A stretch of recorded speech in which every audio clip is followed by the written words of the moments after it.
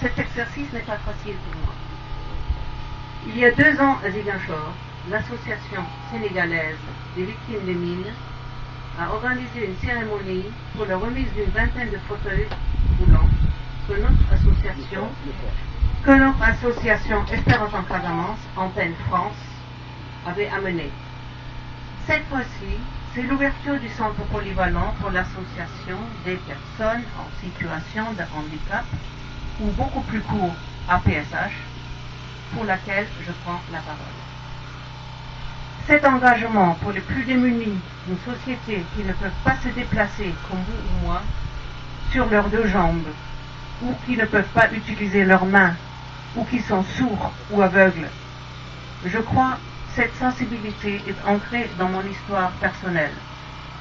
Je suis née en Allemagne, et après la Deuxième Guerre mondiale, ce sont ces personnes sur béquilles ou sans jambes qui ont marqué ma mémoire d'enfant, les blessés de la guerre.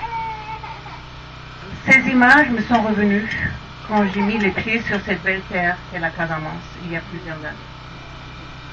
Quelqu'un des vôtres, ici présent, nous a contactés en 2011 avec une idée très précise dans sa tête.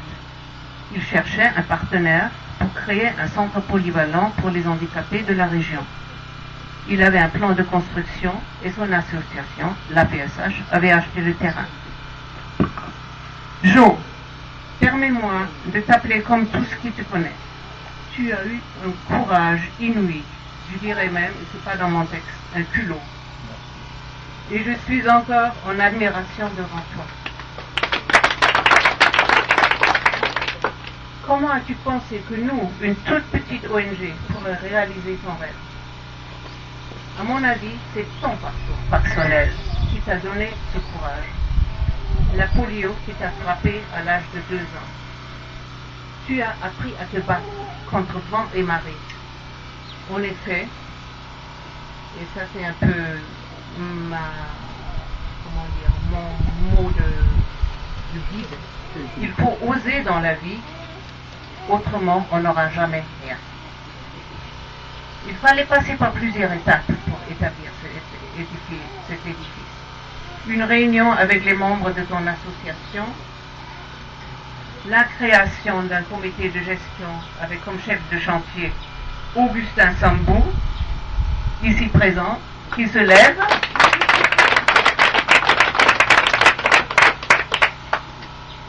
Il est le vice-président de notre association et je peux vous dire que sans son soutien et son savoir-faire, nous n'aurions jamais réussi. Augustin a souvent quitté son boulot comme caddie au Club Med pour s'occuper du chantier. Lors de mon dernier séjour au mois de décembre dernier, le toit n'y était pas encore et franchement, quand la date de l'ouverture était fixée pour le 5e mois de cette année, je n'y croyais pas trop. Je vous avoue qu'en France, je me suis fait une mauvaise réputation. Mes amis savaient que lorsqu'ils m'invitaient, je ne cesserais de parler de la belle Casamance, mais aussi des problèmes avec lesquels vous vous battez régulièrement, et surtout les handicaps qu'on ne connaît plus en Europe, celui des victimes des mines et du polio. Pour avoir les fonds nécessaires, j'ai fait appel au Rotary Club de Gordes, un très beau village en Provence, au Lions Club de Cavaillon où j'habite. 2 compétitions de golf ont été organisées et un concert de jazz. Beaucoup de mes amis personnels m'ont soutenu, sachant que les membres de notre association travaillent d'une manière entièrement bénévole, sans rémunération aucune. Ça est important de savoir. Avant de finir, permettez-moi de mentionner quelques personnes qui ont un mérite inestimable. L'équipe des maçons à Liu-de-Dieu. L'équipe des charpentiers, M. Faye, ici présent. M. Faye. M. Youssouf Badji. Je crois qu'il n'est pas là. Il est là. Il est là. Monsieur Daoud. Voilà. Et bien sûr, Augustin Sambou, le chef du chantier et le vice-président de notre association.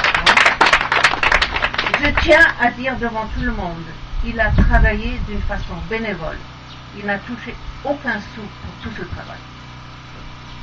Merci à vous tous, vous êtes des hommes d'un grand cœur. L'association des handicapés a aussi participé aux frais de la construction. C'est important de le dire. Maintenant, je vous confie un petit secret. Ce centre a été construit avec un budget d'un peu plus de...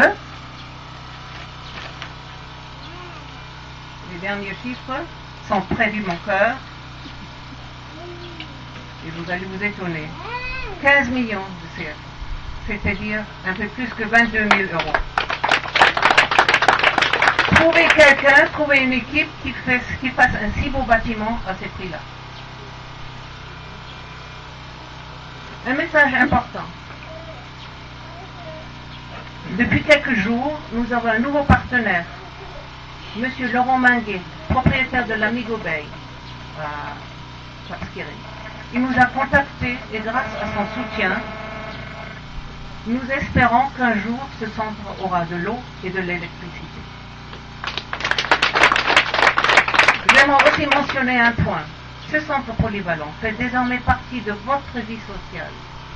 La communauté rurale de Diembéring peut être fière de disposer d'un si beau bâtiment qui permettra des réunions, des ateliers de différents artisanats, les formations de jeunes handicapés et qui pourra aussi se louer pour que vous gagniez un peu de sous. Je me permets de faire un appel tout spécial à la communauté rurale.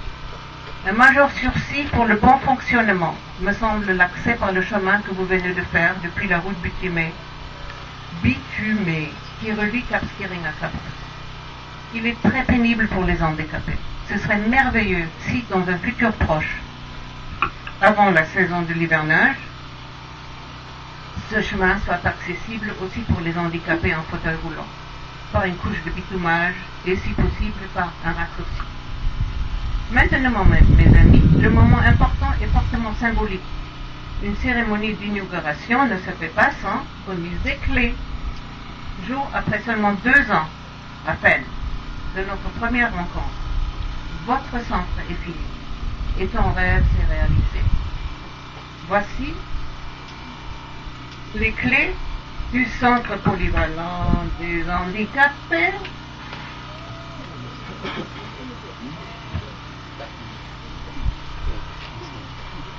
Je te la confie avec toutes les responsabilités pour toi et ton équipe de gestion.